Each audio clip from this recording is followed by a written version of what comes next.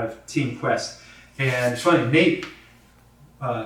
Nate said, he goes, oh yeah, people come up to me and say, oh wow, your takedowns must be great. You're working with Randy Couture and Lindland and Henderson. Your takedowns must be great.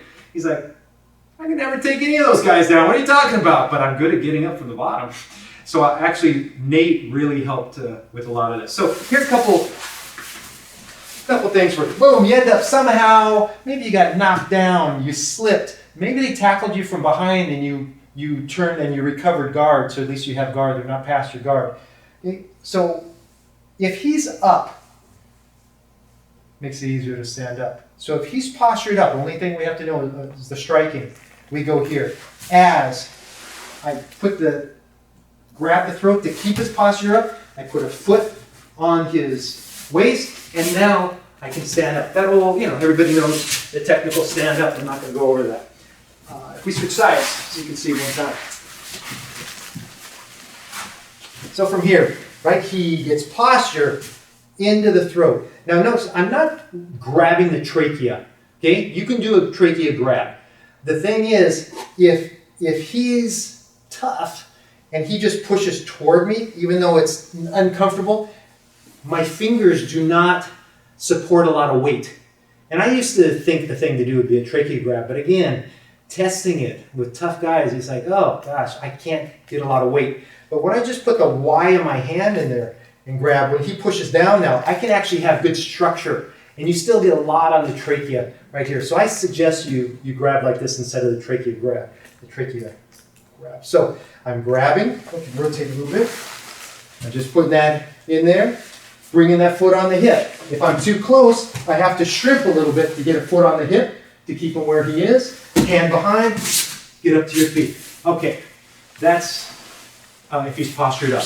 If he's down, we'll go from this side first. I'll do both sides so you can see it from both sides. If he's down, he puts his head in here. This is when someone knows what they're doing and it's difficult to move them. Now I'm aware of the weaponry the whole time, but I want to get up because I'm especially aware of the weaponry.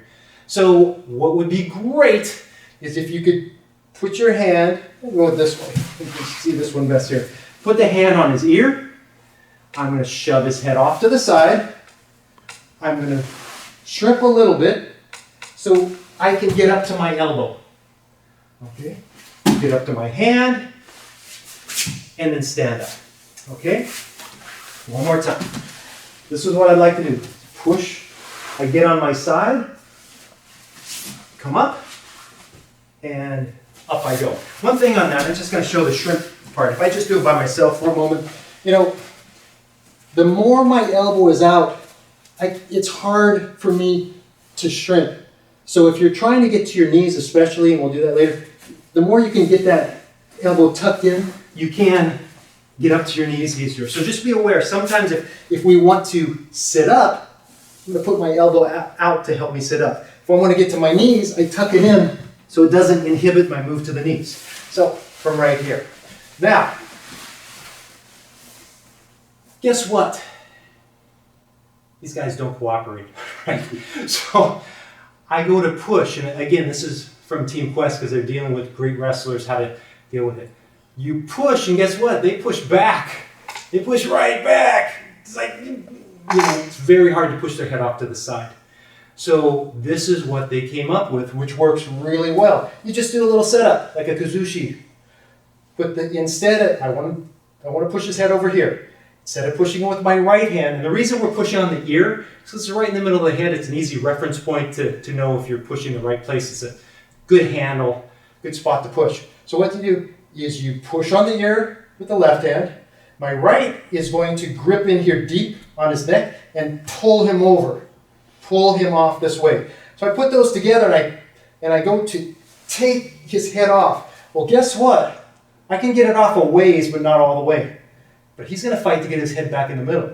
So I go here, he does. Then I switch to the other side. I come back, and now I can get up. So it's just a little setup. One more time from this side. We go here. 1, 2. And notice I'm also controlling posture. I'm aware of the arms to make sure he doesn't pull a weapon on me. 1, 2. I pull, but notice when I do that, I don't get on my side because I want to get on this side to stand up, on my left side. So left hand here, right hand on the neck. I pull, then switch to the push. Bring my elbow out,